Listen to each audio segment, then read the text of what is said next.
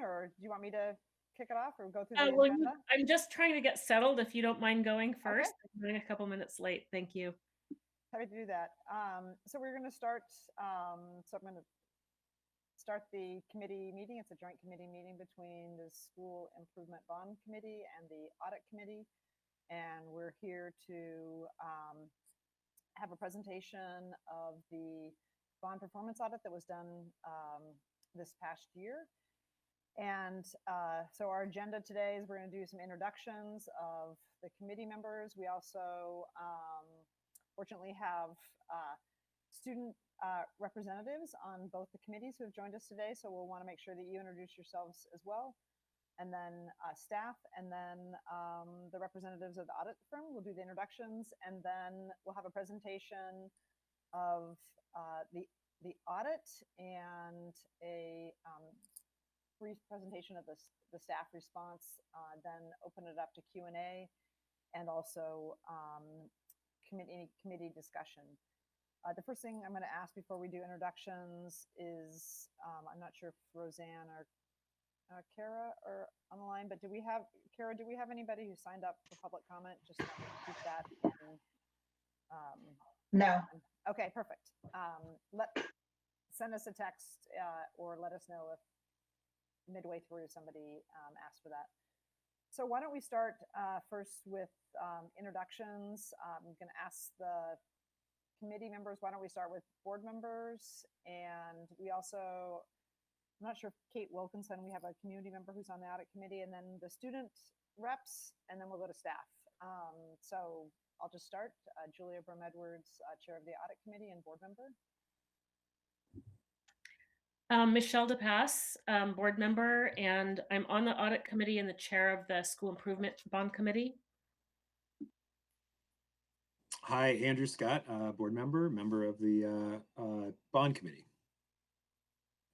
And the audit committee. And the audit committee, sorry. It was waiting. You can't get away that quickly from us.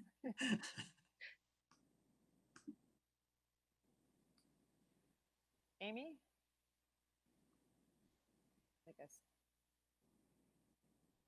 Let's see. Amy, if you're talking, there you go.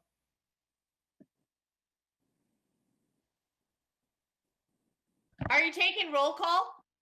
We're just doing introductions of the board and committee members so that we know all who's here, since it's a joint committee meeting and we have some new members. Sorry about that. I'm here. I was on the phone right that second, but I'm here, present, paying attention. Okay. Is Scott Bailey? Scott Bailey, not on either committee, not paying attention. So. Okay. Why don't we go to our student reps who are on both committees? Go ahead and introduce yourself. Hi, I'm Parker. I represent Benson on the DSC. I'm on the policy committee and the bond committee.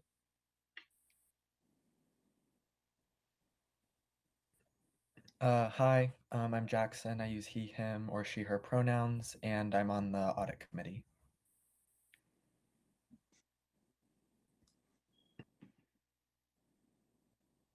Any other student reps? Well, hi, I'm Nathaniel. I'm student rep to the board, and I'm not on either committee, but I'm here anyways. Great.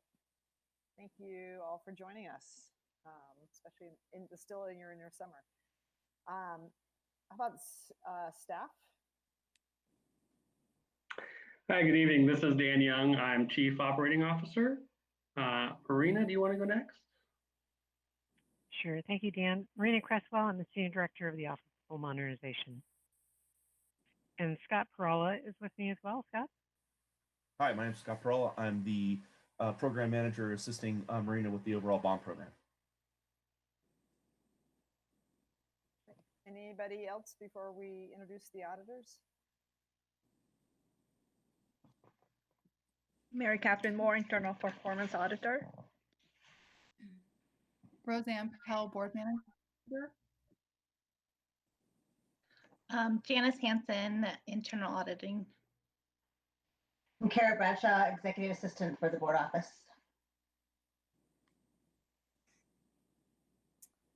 Great. Thank you, everybody, for joining us today. So with that, I am going to ask the auditors to introduce themselves, share an overview of the audit. And I think probably the best thing today would be for us to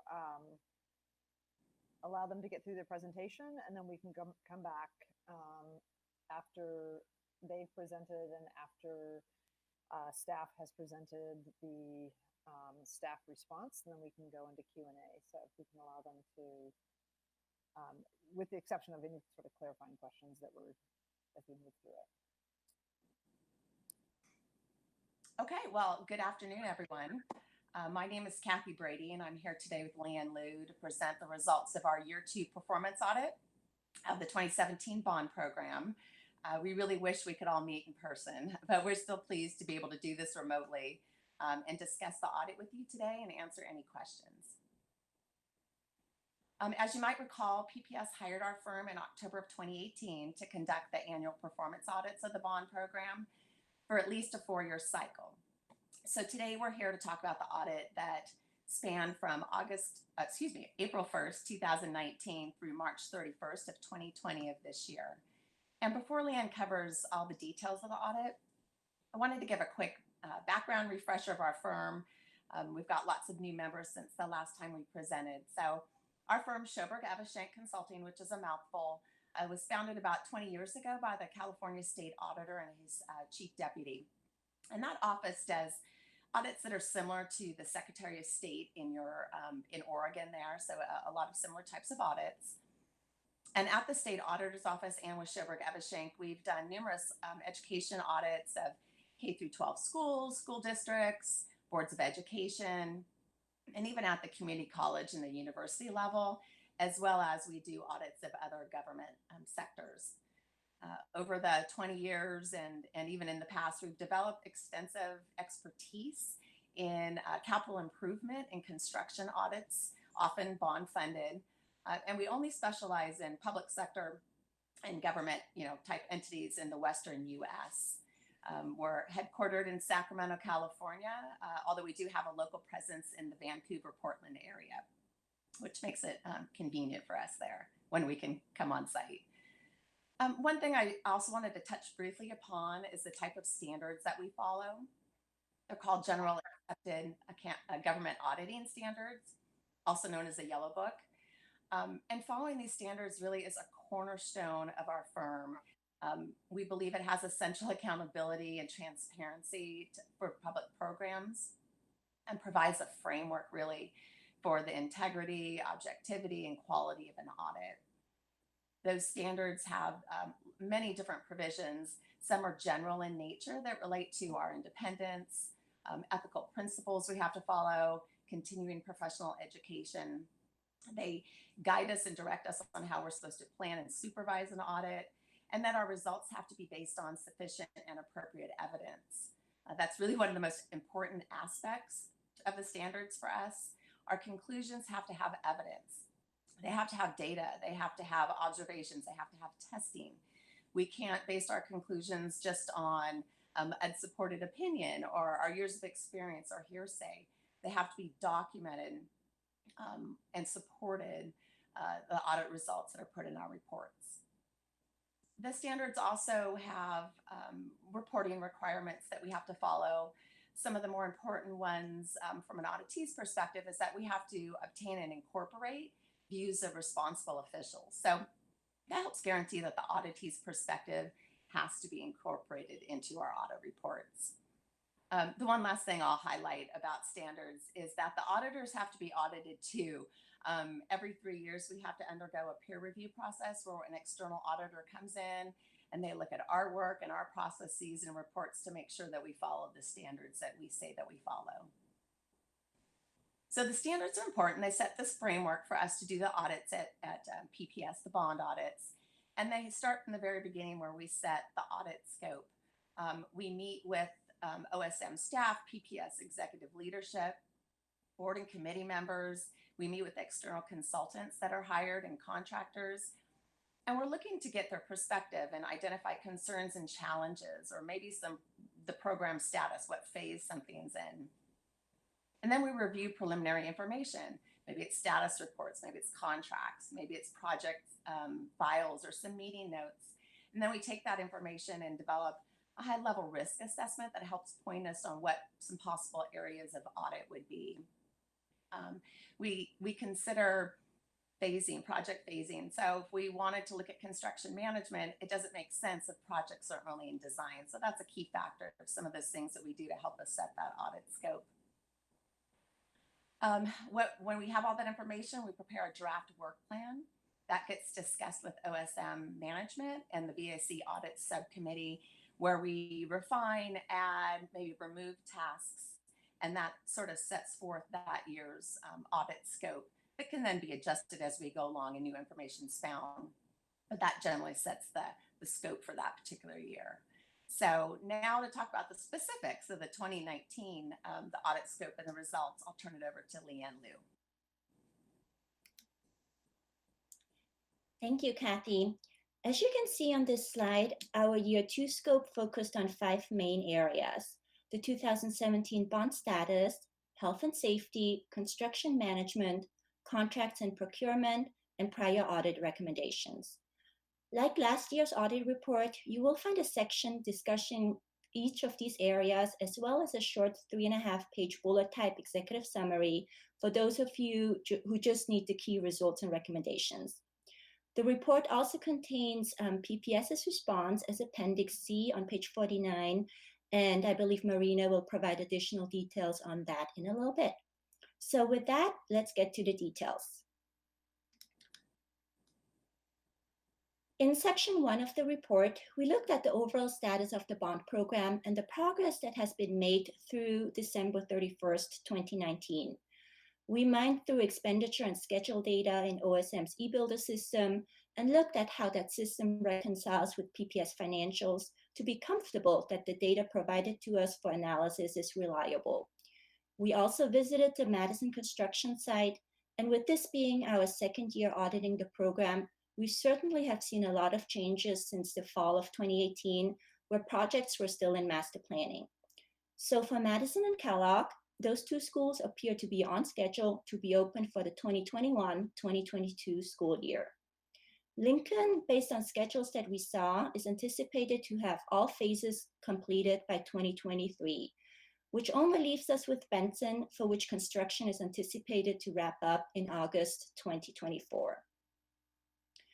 In terms of cost, based on the scope and estimates as of January of this year, the bond will require approximately $1.08 billion to complete the current portfolio of projects by 2024. The concern with that is that the Benson High School project is estimated to cost $357 million, but cash flow projections for Benson indicate that the 2017 bond will only have $67 million available through December 2021 to pay for Benson expenses. At that time, in December 2021, Benson will be in the middle of construction, and having cash available during that time is obviously critical to move forward. We understand that the board has passed a resolution to fund Benson with a full faith and credit loan in case your November 2020 bond does not pass, which would ensure continued work at Benson. But what we wanted to point out with this recommendation is that there needs to be further analysis provided to the board about the impact the repayment of such a loan would have on other PPS commitments, so that the board is fully aware and can make informed decisions about how bond funds will be spent going forward. Section 2 of the report summarizes our audit results regarding the bond's health and safety program. The health and safety program area was an area where we did spend a lot of audit effort reviewing information and discussing status and progress with OSM. And as you can see from the section title, the main takeaway is that a lot of progress has been made across all health and safety areas. But from a public perspective, answering a simple question such as what has been done was not easy. We spent time looking through data in eBuilder, talked to health and safety project managers, reconciled information presented to the Bond Accountability Committee, and had numerous working sessions with Marina's team until we got to a point where we could say something more than just how much money has been spent on health and safety. So on this slide, you can see that improvements have occurred at many school sites, and in some instances, even more was done than initially envisioned by the bond. What was challenging, though, for us to identify was which of the nearly 100 schools within the district received what type of improvement, since information available was limited. And although we learned that OSM is developing an interactive map to provide a better visual of where improvements happened across the district, that was not yet publicly available during our audit. So since that map was not ready, the audit attempted to provide a simple summary of what has been done with the $150 million set aside by the bond. And this is what it looks like, a listing of all schools and simple summary of what was done. I know it's very small for the slide, but Exhibit 6 on page 15 of the report has a bigger image. So, for example, the first school on this list, Abernathy, had lead paint issues corrected, while Rigler, school number 56, had work done in all areas except radon and security. But with this table, you can see that there has been volumes of work accomplished over the past two summers since the 2017 bond passed. However, this type of comprehensive status information was not available at the time of our review. And because of that, we are recommending that as OSM completes the interactive map, there should be also supplemental summary information about the health and safety program on budget, schedule, and status, so that the public at any point in time really knows what is going on with health and safety improvements. Additionally, to be able to provide that information, OSM needs to make sure that internal systems and tools in place for capturing health and safety data are reliable and accessible to all team members, so that health and safety reporting needs to oversight bodies and the public can be better met. Section 3 of the report provides our audit results on how OSM is managing the day-to-day construction of the bond projects. We found that OSM practices in place are in line with construction industry leading practice, and management of the construction projects was solid. And what we did to arrive at that conclusion was, for key elements of construction management, we evaluated practice and protocols in place to see whether what OSM is doing mitigates risks related to project delays or cost increases. And as you can see on this slide, we found good practices such as regular meetings, review of construction payment requests, and frequent construction site inspections, as well as facilitating open lines of communications between OSM project managers, contractors, and the architect by having them on site in trailers to help with delivering a successful project.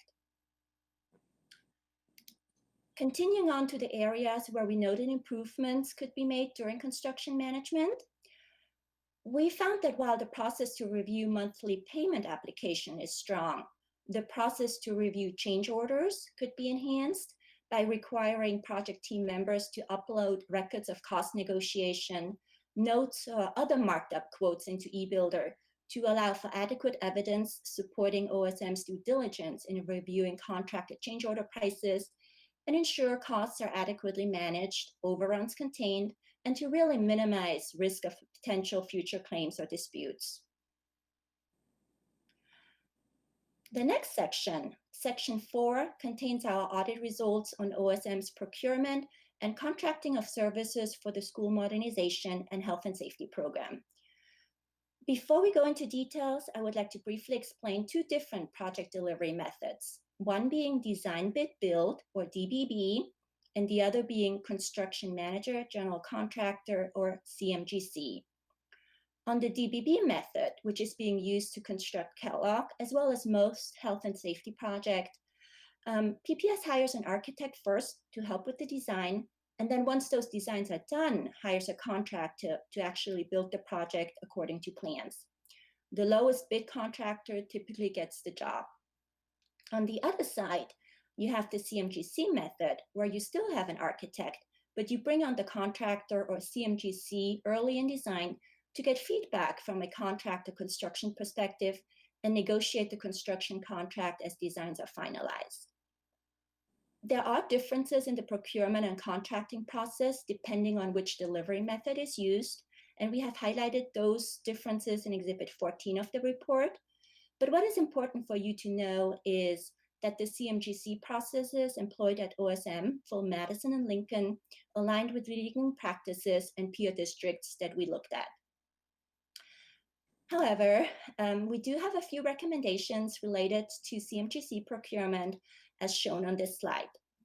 The first one, which is probably the more important one, relates to the CMGC contract for Lincoln, where the contractor performed work during pre-design before the actual contract was signed. We understand there were challenges surrounding the negotiation of that contract, but regardless, contractors should not be allowed to perform any work prior to a contract being fully executed and signed by all parties, since it just unnecessarily increases liability for PPS. Recommendation number 7 is geared towards a formal evaluation of the CMGC delivery method once Madison and Lincoln are complete, to ensure that benefits and challenges are looked at closely and that adjustments can be made going forward for future capital school projects. This is really to minimize potential cost increases or schedule impacts from past lessons learned.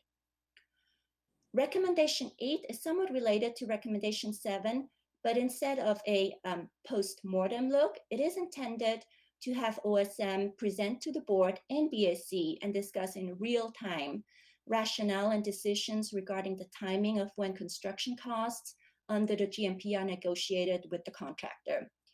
This provides for greater transparency and accountability of important decisions OSM is making on a daily basis to move projects forward. With regard to the CMGC contracts themselves, we found they were comprehensive and again, generally contained content that aligned with best practices. But there was some contract language in the architect and the CMGC contracts for Madison and health and safety projects that could be clearer and more consistent to avoid any confusions or disputes over contract terms.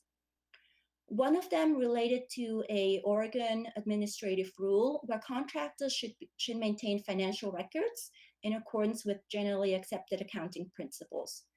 The other related to addressing inconsistencies in the timing of cost estimates provided by the architect and the contractor during the design phase to ensure that those two estimates are based on the same set of specifications so that the resulting estimates can be more easily reconciled and there's really no gap in expectations.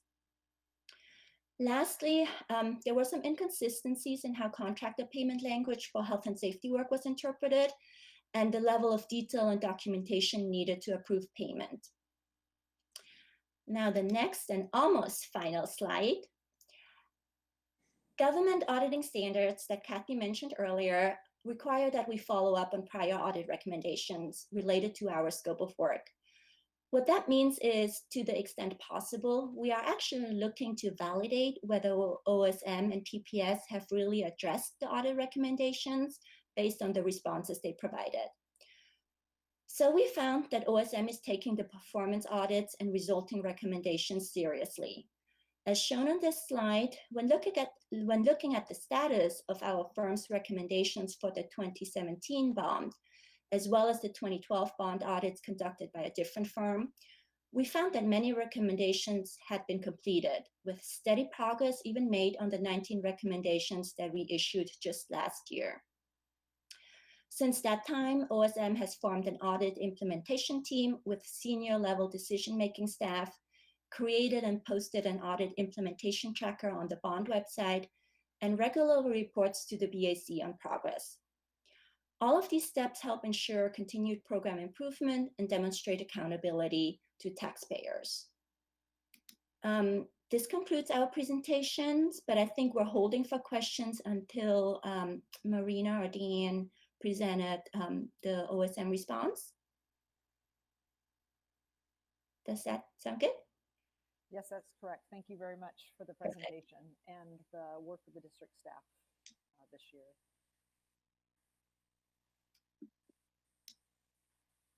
Marina, are you the presenter of the district? Oh, or is it Scott? I am. Okay. Scott's kindly going to show the presentation so that I can actually see that and see your faces at the same time while I talk you through it. Otherwise, it's hard for me to see both at once. A big thank you to SEC, to Kathy and Leanne and their team for all the work that they did this year on the audit report. It was an interesting year and challenging with the pandemic in the last part of the audit year. So they definitely had to be flexible with us as we were dealing with a lot of other issues at the same time. So SEC presented 11 recommendations as part of this audit report, and we responded to all 11. Of the 11, 5 of those we concur. 4 we concur with some additional comments. We have 1 that we completed prior to the audit report publication, and then we have 1 that we show as a non-concur. Go ahead, Scott. These are the 5 recommendations that we concur. I don't know if you want us to talk specifically about the recommendations that we concur with. Maybe provide, so for example, on number 4, like what's a timeline? So it's completing development of the interactive map. Just maybe a little bit of color commentary around each. Color commentary. All right, I'm up for that. Recommendation number 4, the interactive map tool. We actually have had kind of a breakthrough over the last couple weeks. We are very excited about bringing that forward. And while we don't have it ready for prime time just yet, we do anticipate that tool is going to be very easy to use for the public to go and click on a specific school and see the bond projects that have been completed for that specific school. So we are still working through some of the details of that. We're working in coordination with our planning and real estate folks as they are also putting together information for the facilities condition assessment. Number 5, and I should actually say 5, 9, 10, and 11. We do concur with these. We are going to be bringing those up with our next audit implementation team. We call that the AIT. Since I use that acronym, you'll understand what that means. That will be coming up at our next meeting as we start to discuss what it's going to take to implement. But I feel fairly comfortable saying that the 3 that are specific to contract language should be fairly easy for us to implement, particularly numbers 9 and 10. Number 5, I think we just need to have a better look at what the documentation is that we currently include and figure out what our path forward is for that. So we're happy to provide more information once we have a sense of what it is we need to do to meet that recommendation. Scott? So the recommendations where we concur with comment, generally what this means is that we concur, but there might be some things that we want to note as part of that. So recommendation number 3 was revisiting systems and tools for capturing health and safety project expenditures and data for reporting. And there were a couple things, we absolutely agree with that. There have been some challenges with our project management system in terms of how we report out, but we wanted to note 2 things, which is the data that's already in there is already categorized and collected in a certain way that makes it challenging for us to report. We can make changes for future data collection, and we've already started doing that, but it may not help us report on historic data. So we may still go through some contortions to report on some of the historic data from our projects. As we have gotten more and more accustomed to managing these projects, we've developed a better understanding of our project management software and how we can better utilize that to be able to report out on data. But then the other piece of it is also we need to manage our construction per best practices for construction management, not allowing the software to determine how we manage the project. So we will always prioritize best practices for construction management, and it may mean that the software doesn't always work the best way. So those are things we just wanted to kind of note, that it's never going to be quite perfect, but we are making improvements as we move along. Recommendation number 6, prohibiting contractors to perform any work. We actually already do. What happened here is that we did not follow our own rules. So we wanted to be really clear. This is language that's already in the contract.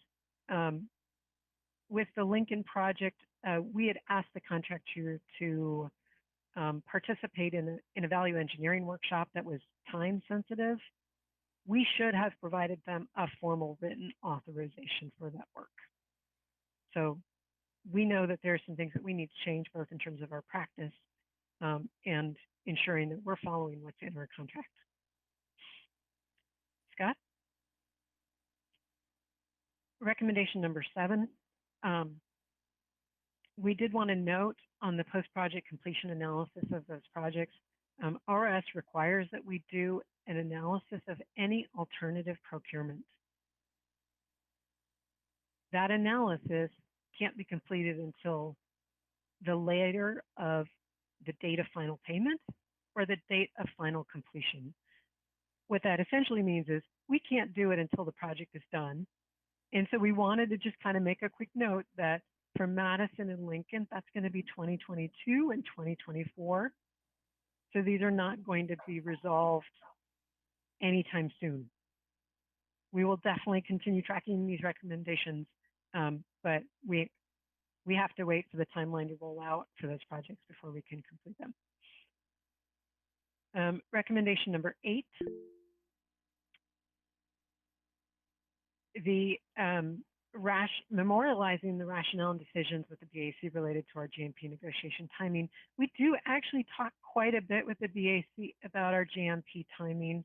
In fact, I'd say we probably discussed it at every one of our meetings for the last year on the different projects that were coming up to GMP.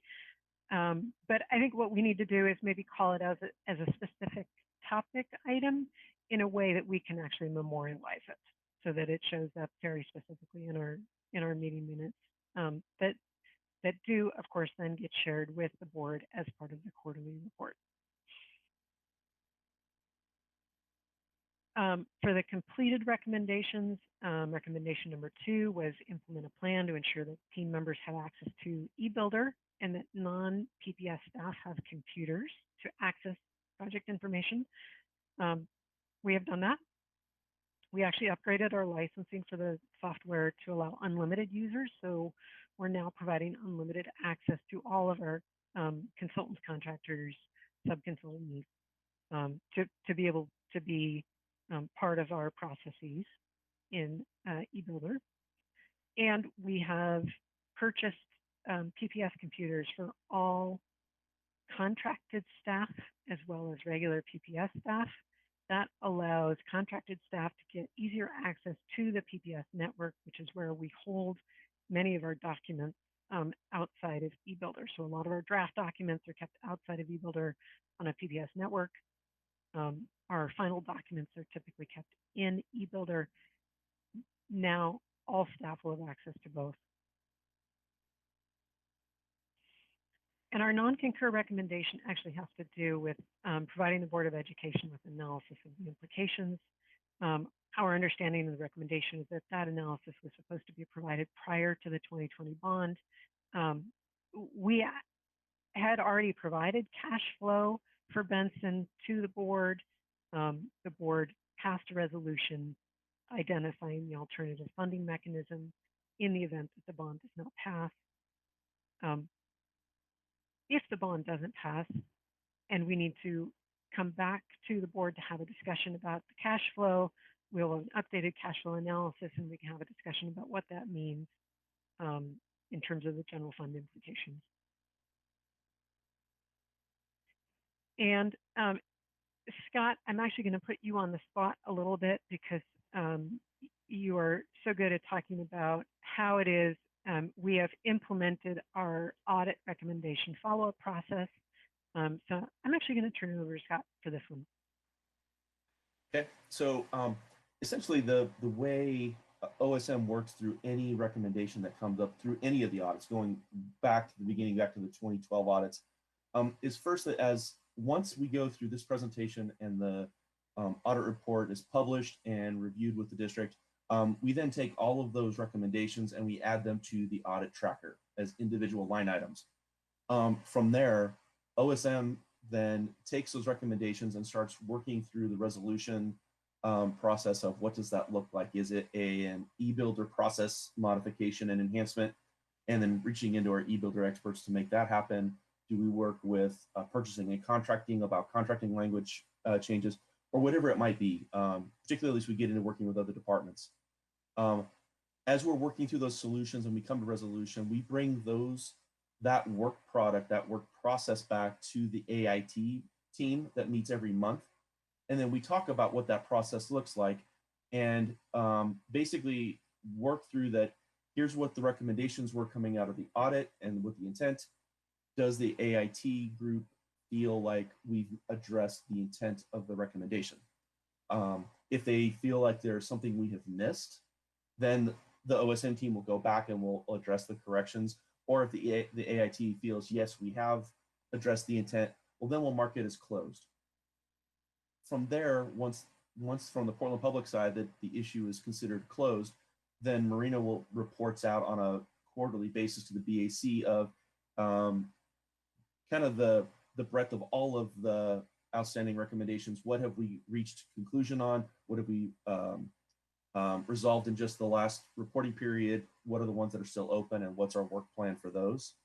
And then as Kathy and Leanne had mentioned, part of the Yellow Book rules is the continual follow-up on where we are with those past recommendations. And so then I work generally with Grace and Michael and Leanne to talk about, here were the recommendations, here's what we've done to address it. Does that answer and address all of the needs? If not, then that gives SEC the ability then to open up a new recommendation in the current auditing year if we need to then go back and revisit it. So it's kind of a holistic life cycle where there's quite a bit of review, lots of tracking, lots of conversations.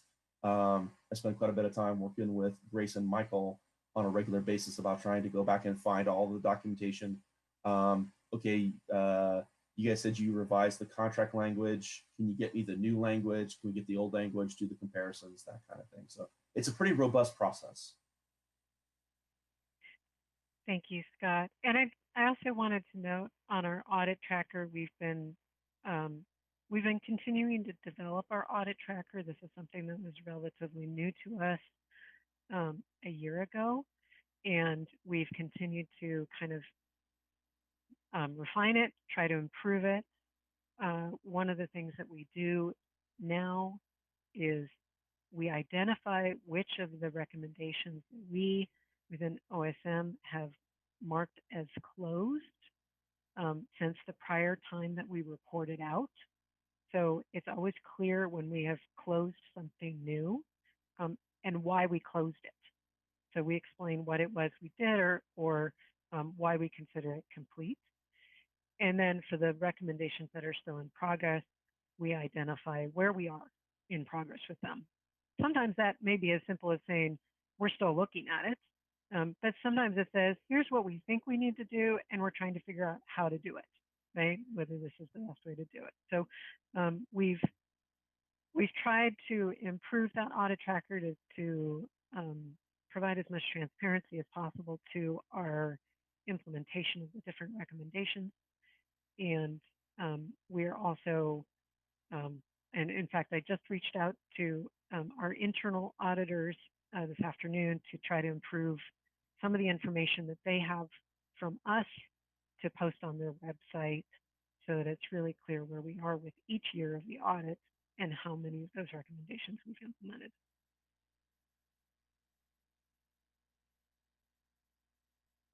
And that's it for us. Questions?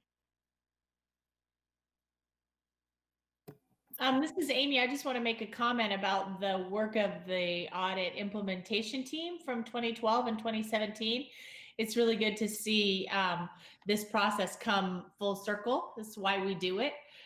So it leaves me with a good margin of confidence that we are, in fact, learning as we go, and appreciate seeing that. I think that since we've heard from our auditors and staff's response, I'd like to open it up for questions and answers from anybody that's on the call. And I will make note of those as we're going as well. I had a question about staff's response to what would happen if the 2020 bond doesn't pass. It sounds like, well, the board has already decided that they would take out a credit loan to fill that funding gap.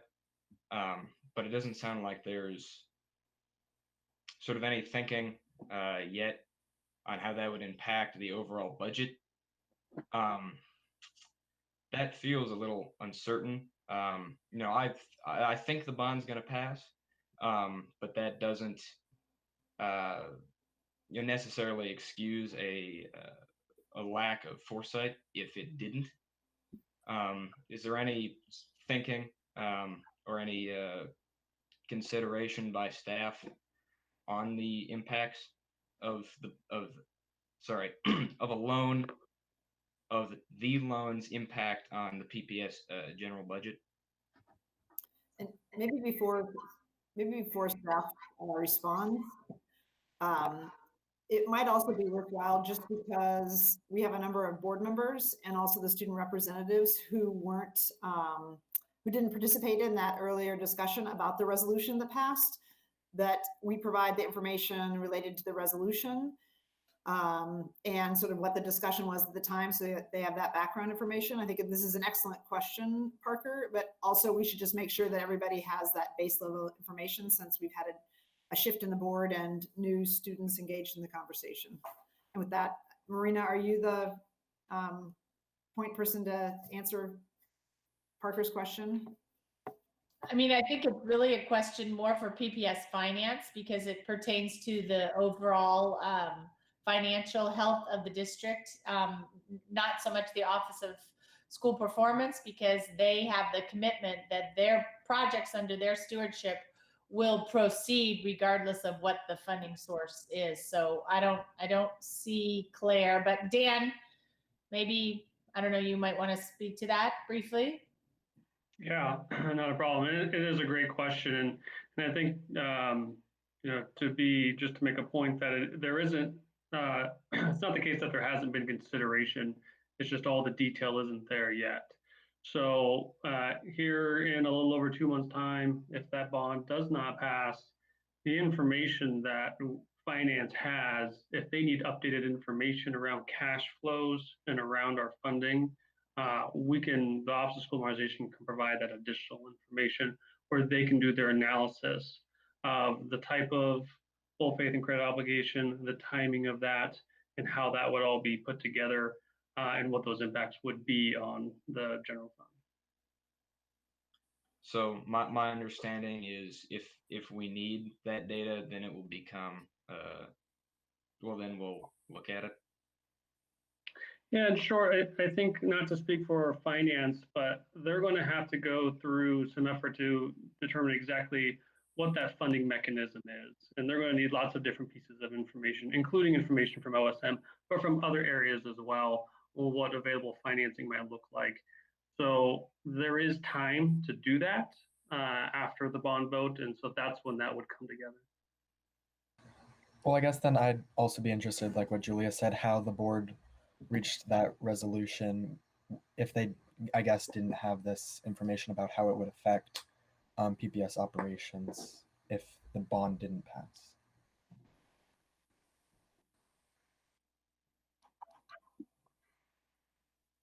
Does anybody want to take that on?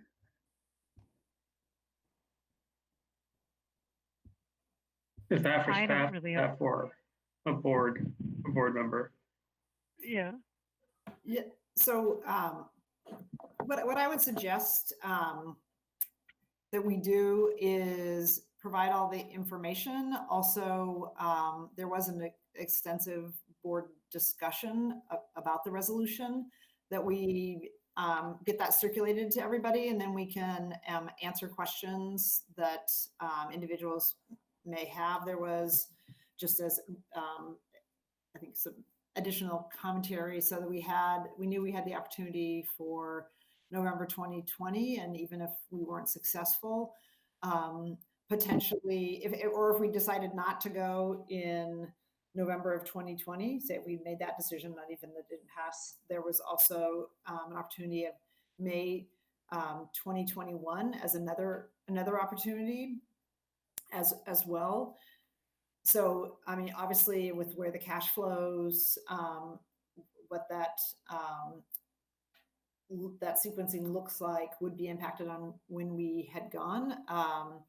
There was a full discussion about that, and I think we should get you all the information so you can see kind of what the board was thinking and the interaction with the staff. It very much was and I'll just speak for myself, is that when voters voted on the 2017 bond, it was that there would be a full modernization of these 3 high schools and 1 middle school. And when the cost estimation and a number of other factors changed the overall size of the project, there was a decision made that regardless of these other issues, which was subject to a different bond performance audit, that the board felt that it had made a commitment to the broader community that Benson would be completed, and that just because Benson was the last high school in the sequence, or the last of the 4 schools in the sequence, was not a reason for Benson not to be, the work for Benson not to be included. So the commitment from the board at the time was that we felt the voters had voted to approve that, and that this was our way of making of demonstrating the commitment that we were going to see that through. So this is Andrew. Thanks, Chair Edwards, for that explanation. Thanks, Parker and Jackson, for the question, and thanks to the auditor for the finding and staff for the response. Thanks all around. I think this is a really important conversation that we need to have going forward. I am interested in hearing a little bit more from the auditor about the timing. What I heard from staff in the non-concurrence was not that the conversation's unimportant, but that we didn't necessarily need to do that prior to November 2020. And the audit finding is that, we'll run out of cash on that project in December of 2021. And so I guess my question, and then I do have a follow-up comment, but my question for the auditors, do you feel as though that conversation needs to happen prior to November 2020, given the current construction schedule for Benson? Or is that a conversation that can wait until we know the results of the election?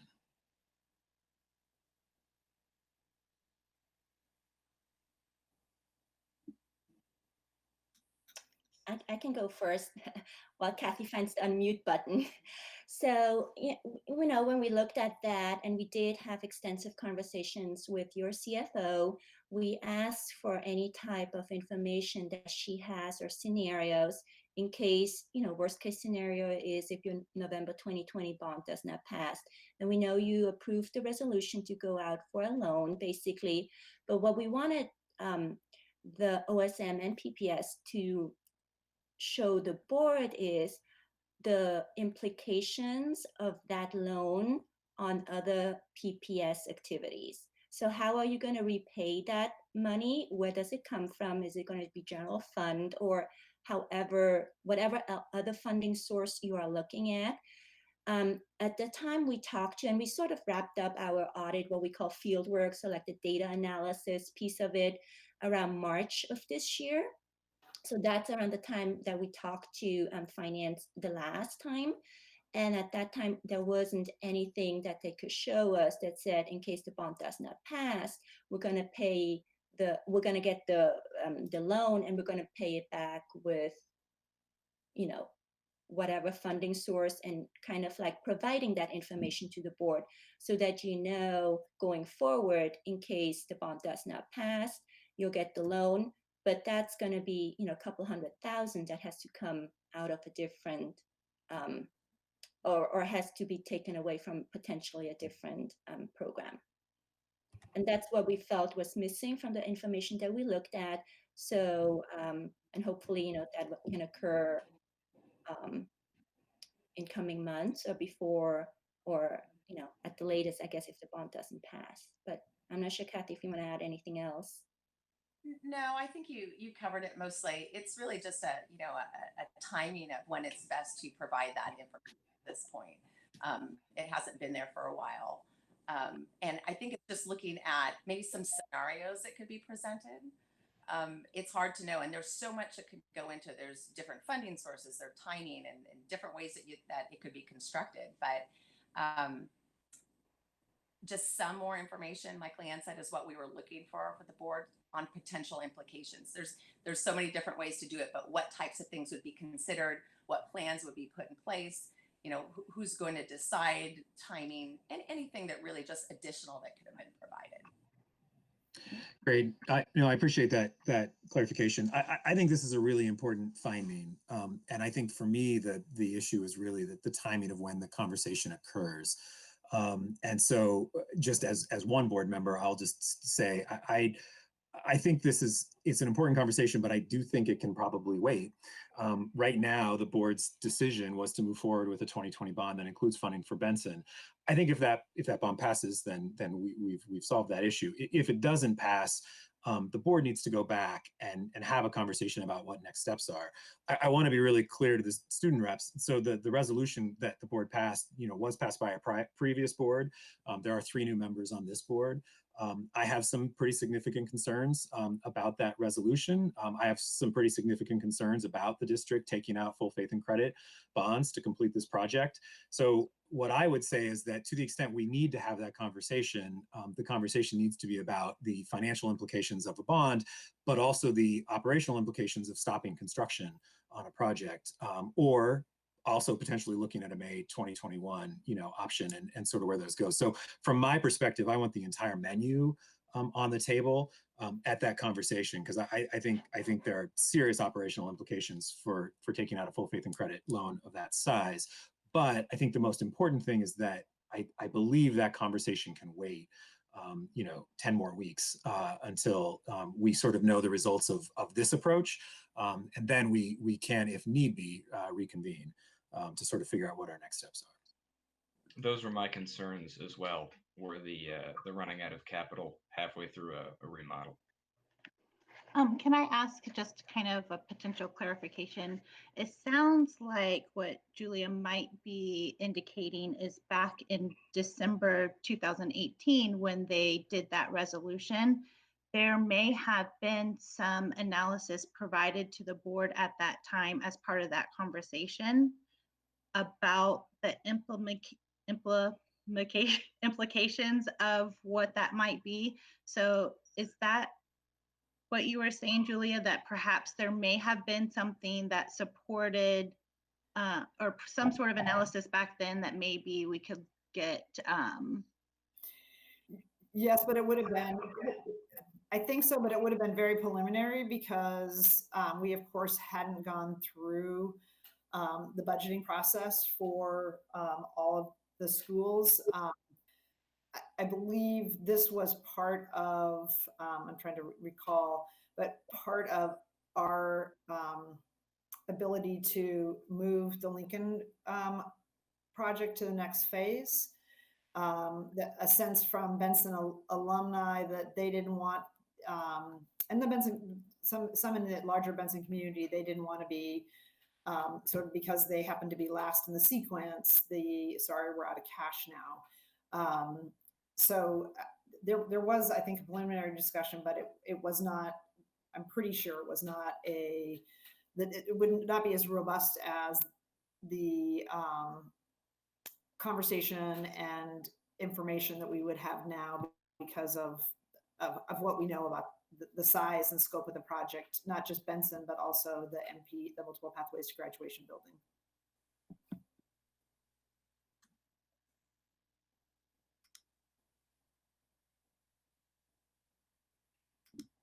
Are there other questions? So I have. Thank you, Parker and Jackson for your questions, and Andrew, your comments. Is there?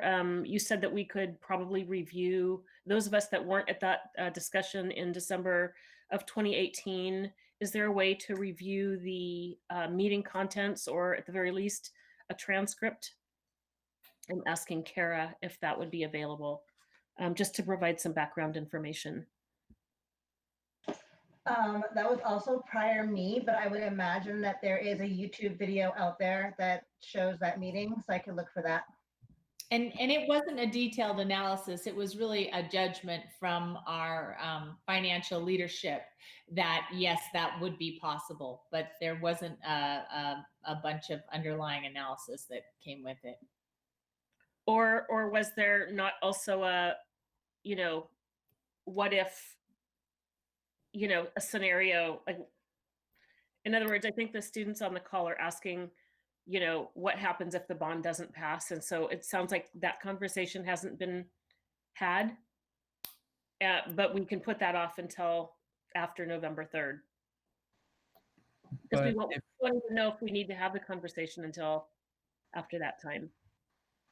I would agree with Andrew regarding the timing, and yes, the conversation did occur, but it was, the guidance of the staff leadership was that yes, we could borrow our way out of that problem were the bond not to pass, but there wasn't a ton of underlying documentation there other than their assessment that yes, that would be possible, and we had a credit rating that would enable us to do that.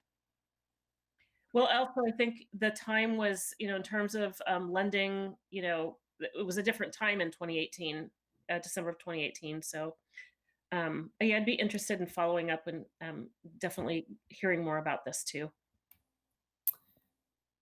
So I have a question if we are done with the Benson topic. So this is a more general question. First of all, I want to just acknowledge that I think it's quite remarkable, the implementation of the 2017 bond in the midst of a pandemic, because you could have, as I was reading through the report, all of a sudden I read like this was like pre-COVID, and I'm thinking, I totally had forgotten, like, okay, we didn't even take that into consideration, that the staff has really continued to work and deliver on the projects as evidenced by the audit. So I want to acknowledge that, because I think it's not just, the projects are on track and on time, with some additional recommendations from the auditors, which is notable, but that has also happened in the midst of a pandemic. My general question for the auditors are, since this audit was completed is from April 1st, 2019 to March 31st, 2020, so that's all sort of pre-major COVID impacts. I guess it was right at the tail end of when things were starting to shut down.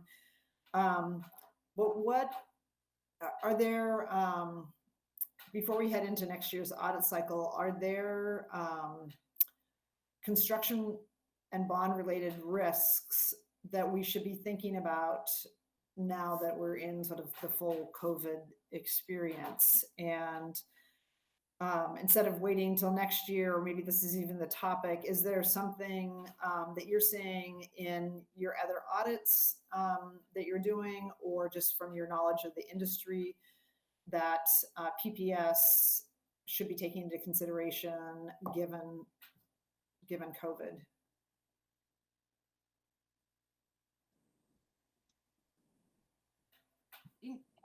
So COVID happened right around March. So we have started another construction audit during this time. Unfortunately, it's still in progress, so we cannot provide any information on that. But there are, discussions out there about the benefits, if you will, of how it has impacted construction and the risks to that. So if that's something you wanted us to look at for the next audit cycle, we certainly can. But I don't think we can comment on what we've seen at other places at this time, since those audits are still in progress and they're not public yet. There are a lot of risks that are out there that the construction industry is talking about. We attend a lot of webinars about it and what's going on, without really going into PPS and knowing what they're doing, to maybe mitigate those. They may or may not be experiencing those things from their contractors. I think we can say we've seen some projects not having any impact yet from it, in terms of they still are maintaining their schedule. Sometimes it takes a lot more. You have to do a lot of hygiene and masking and restricting movement on a construction site. So that obviously could have an impact on schedule and delays and who pays for it. So that's the type of risks that we're talking about. We don't know yet. We haven't quite seen that that's materialized. It seems almost that maybe some of the projects in progress are continuing to go along okay. We don't know how yet it will really impact something that hasn't maybe started construction yet.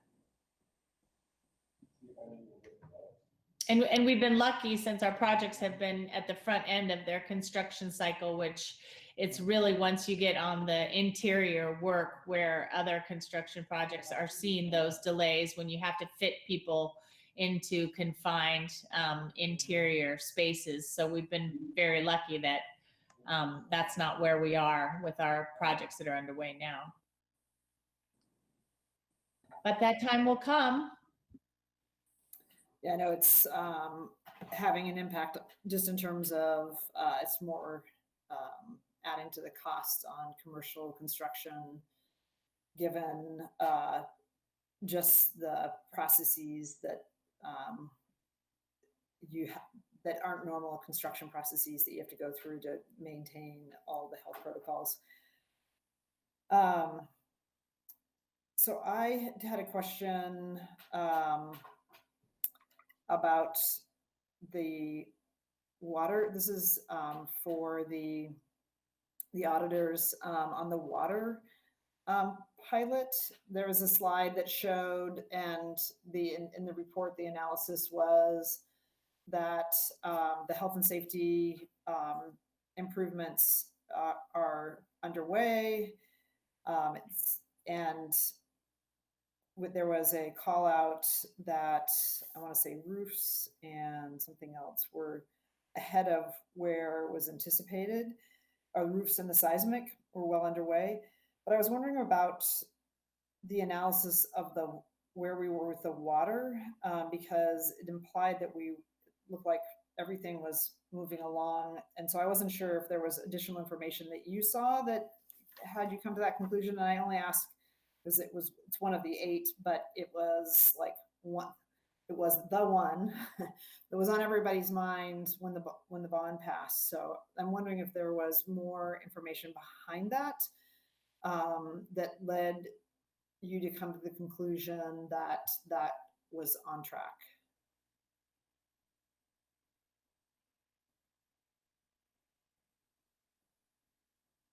So that's a Kathy or Leanne. I'm going to let Leanne take it once she gets her mic off mute. Apologize. So on page 14 of the report, and I may need to have Marina and Scott jump in because it's been a while, so I may not remember everything correctly. But for the water project, so they did the pilot program and that was completed. And what they also did was they sort of like employed a phased approach where they, I think, over 2,000 water fixtures in common areas and classroom that they returned them to service because they had to be shut off. So that was done to address some of the lead issues. And then they did the pilot at, I believe, 6 sites. And then they strategically were installing drinking water stations to even further reduce the lead particles. So just, looking at what they've done with the nearly 2,000 fixtures doing the water pilot program that's done, and now from that program rolling it out at future sites, it did look like they made a lot of progress in that area. And I'm not sure, Marina or Scott, if you want to add anything else to that, but that's where we left it off. And maybe the reason it left me with the question is because it doesn't really talk about the 2000, which I know happened because that was right during the board, right in the aftermath of that. So is it that what's being projected as being measured in the water is sort of phase 2, and phase 1 was the 2000 fixtures, and that's not necessarily captured on the chart? So, I'm sorry. So yeah, so in the chart, what we tried to do is, because we're trying to line it up with what was initially provided in the bond ballot language, and that said Exhibit 5 of the report says up to 90 school sites. The PPS did an internal assessment and whatnot, and so then they did those fixtures. They did the 6 pilots, and then doing about 15 each month. So that's upcoming as of January 2020. So yes, we didn't have it in the chart, but we have it in the narrative of the report. Great, thank you. I don't know if staff had anything they wanted to add. I was just wondering, it looked like we were getting credit for all the work that in some ways that had been done, and I was trying to reconcile the work that I knew had happened with what it looked like the measurement was in the report. Yeah, I think the chart was maybe a little bit misleading simply because all the work had been done to bring other fixtures to less than 15 parts per billion, so that there were no fixtures that were still functioning that were more than 15 parts per billion. That work had been complete, but then I think, sort of the excitement of the pilot project and the ability to get our all of our water sources for those pilot schools to less than 1 part per billion. Maybe that just kind of took over the chart a little bit, shall we say. The other work, I do think SEC was giving us credit for all of the other work that kind of came beforehand. It was just that knowing that we were moving forward with something so much better. I think that's probably what really showed up in the chart. Okay, so you got to read the narrative and the chart to get the full. Okay, great, thank you. Yeah.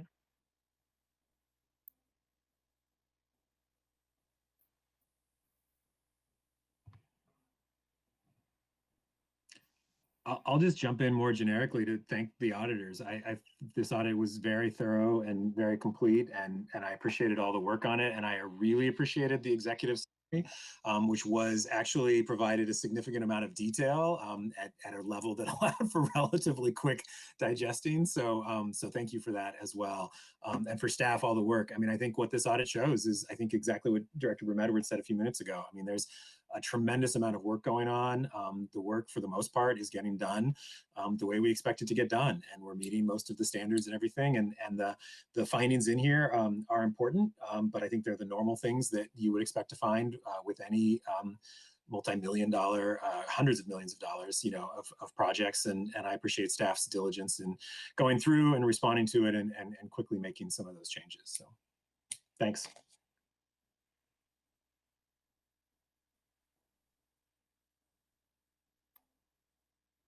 So I have a couple other questions, but if others have them, they can go ahead. Yeah, I guess this is probably a question for Marina, but for recommendation 7, you just put on that comment that we would have to wait till 2022 or 2024 for the Madison and Lincoln analysis. And I was wondering, like, with their recommendation, would those things that they wanted included, like the benefits and challenges of the construction manager and general contractor delivery method, like, would that all be included in it? It would. in fact, that's kind of the point of the alternative procurement analysis is to identify whether the alternative was the right choice as opposed to going with the standard. And the standard, of course, is a low bid process. So it is intended to really, sort of identify what the benefits were of going with that particular type of contracting versus what maybe could have been better the other way. Unfortunately, you have to get through the contract to do the analysis. And so that's where that, it's not to say, hey, we're not going to do it. It's really just to say, we're going to do it, but you got at least 2 years before you're going to see anything happen on this. So this is going to sit outstanding for 2 years on one of those goals and 4 years on the other one. So wait patiently. And will that information be like ready for the next round of contracts if this bond does pass for, I guess, the next high schools? Like, would we change our contracting method if it ended up being that it was not effective?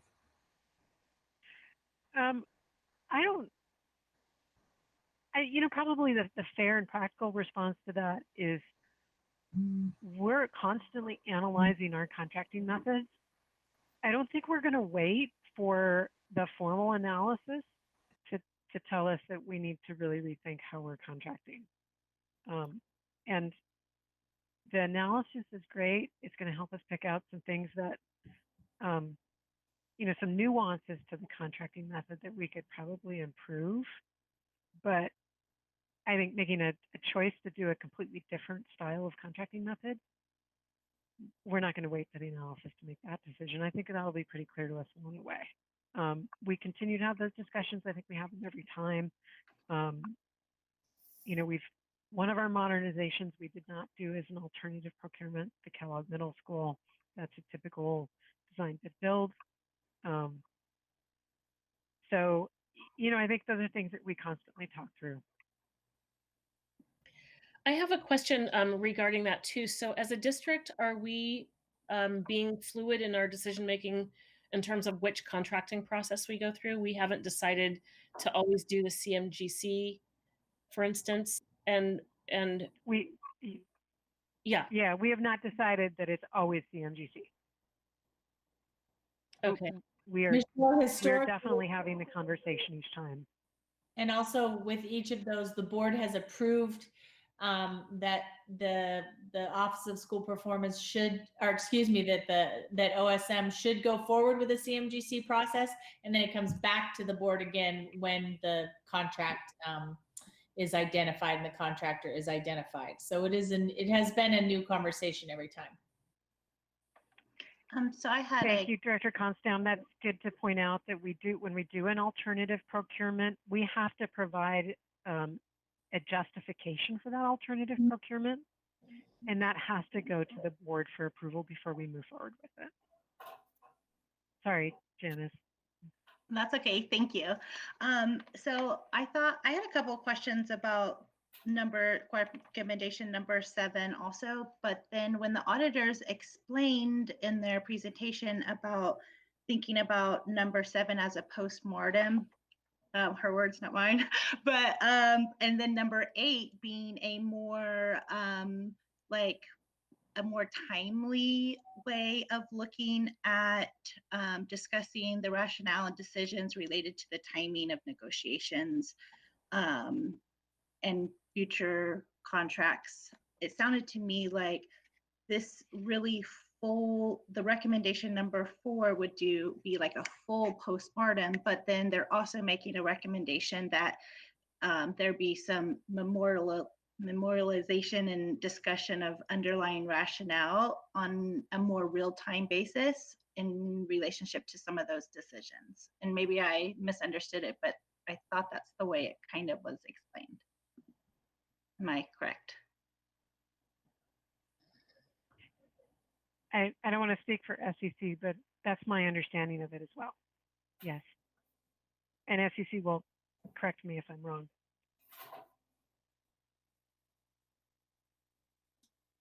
No, you're right, Marina. So the number 7 is really at a holistic postmortem look at the CMGC delivery method. Number 8 is really related to the timing of the GMP, the guaranteed maximum price negotiations. There are different, when we looked at peer districts, school districts, there's different milestones or timelines when those negotiations occur, and not necessarily saying that what PPS is doing is wrong. It just varies between districts. So just evaluating that and looking at what's maybe the best timing and be consistent with that. That's what we're thinking on a real-time basis, not really the whole post-mortem look. Like Marina said, that's, you can only look at it once the project's done. But in the meantime, while you're developing your CMGC contract and you're negotiating those costs and everything that goes into it, those types of discussion can be better memorialized, and then, kind of learning from that as well. Did that help, Janice?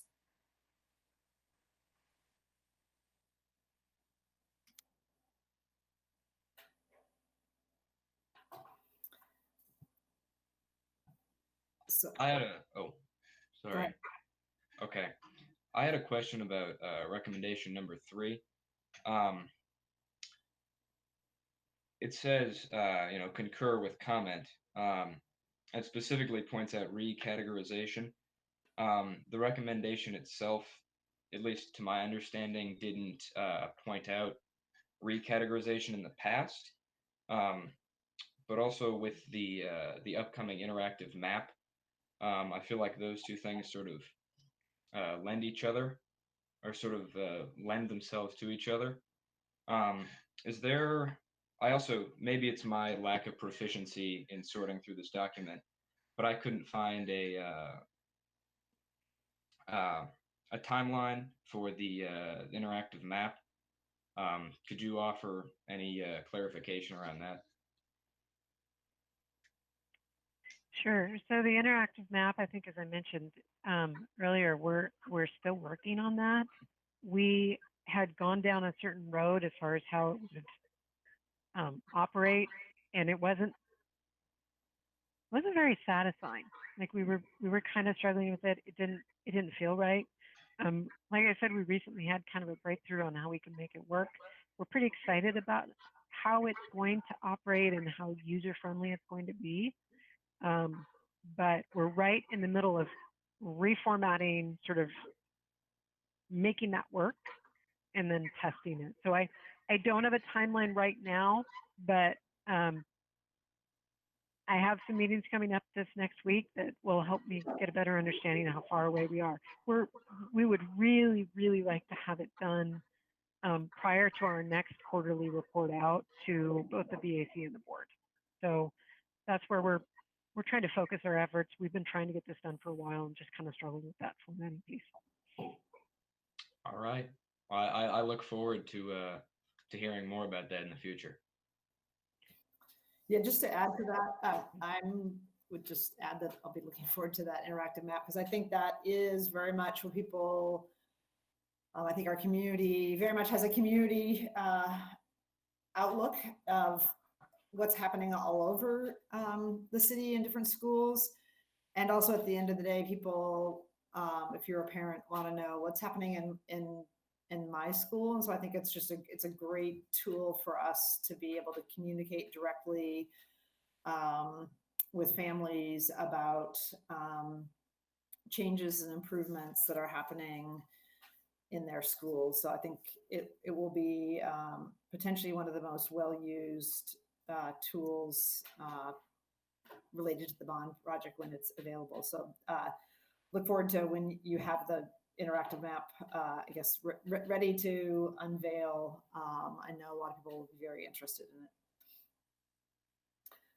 I had just a clarification question on recommendation number 6, because the district had to concur with a comment, and this was about the contractor not being prohibited from doing work before a contract was signed. And it sounds like,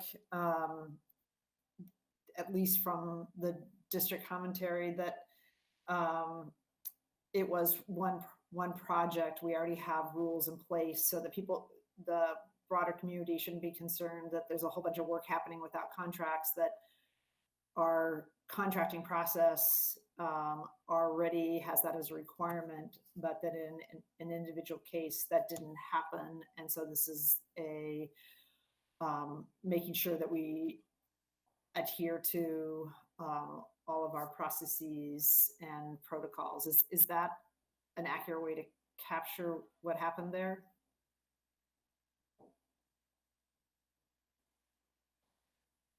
SEC, would you like to respond first, or? Oh, I'm sorry. I thought it was directed towards you. But yes, there is that provision in there. We always look when you do if you're looking at a contract to make sure that the first invoice coming in isn't for services before the contract was signed. So that was the only one that we found that instance in, I believe, unless Leanne, correct me if I'm wrong. No, that's correct. I can say from experience that that's something that only happens once in your construction career. For the sample of projects that we did look at the contracts and related payment application, that was the only one where we saw that. Great. So it sounds like it's being addressed, and it was sort of a one-off case. I also had a question about, this is a question, but maybe when I was reading through the report, I also noted that OSM is hiring an outside independent construction auditor to perform midpoint and closeout audits. So just as an explanation, that's so in addition to these bond performance audits that are occurring, we also have another set of auditors who are looking at the detailed invoices as well. So this is another auditing layer. Is that how you would describe it, Marina? Yes, that's exactly how I describe it. It's in some ways it's almost like diving down another layer of detail. So our construction contract auditor goes deep into the actual construction contract. They look at the language and the requirements of the contract, and they look at all of the payment requests, all of the documentation that goes along with change orders, basically all of the documentation that supports the money we are paying to that contractor to ensure that that fits the requirements of the contract itself. And so they're incredibly detailed. The midpoint audit is intended to highlight things that need to change before the end of the contract. So they are working with the contractor and with our project team from essentially the start of the project. They're having conversations, they're asking for documentation, they're saying, you know, here's how we expect your documentation to look. And they're really working with contractors to get compliance with the contract so that we don't end up at the end of the contract with a bunch of things that don't meet our requirements, and then we have to go back and ask for a lot more information or ask for it to be done in a different way. So it's a super detailed look. It dives down a little deeper than what our performance auditors do. They're looking just a little bit bigger picture. Thank you.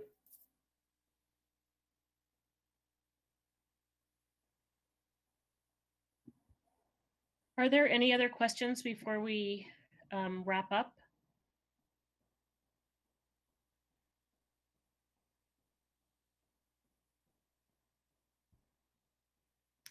It doesn't look like I have any, like we have any. I would like to thank SCC, thank the auditors for a thorough job. Well done. Particularly getting this in, you know, during a pandemic. And also the Office of School Management, OSM, particularly for addressing the audit recommendations that came in through the 2012 bond, but also the 2017. You're well on your way to having addressed all of those recommendations. So thank you for your work. I'm just going to add, I concur.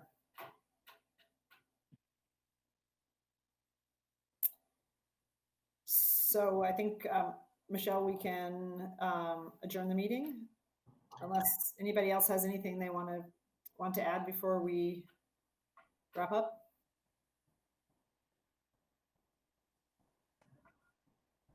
with 4 minutes to spare. There we go. Let that be the standard. You're here. Thank you, everybody. Thank you, everybody. Thanks, everyone. Thank you. Thank you. Bye. Bye-bye. Bye. Thank you.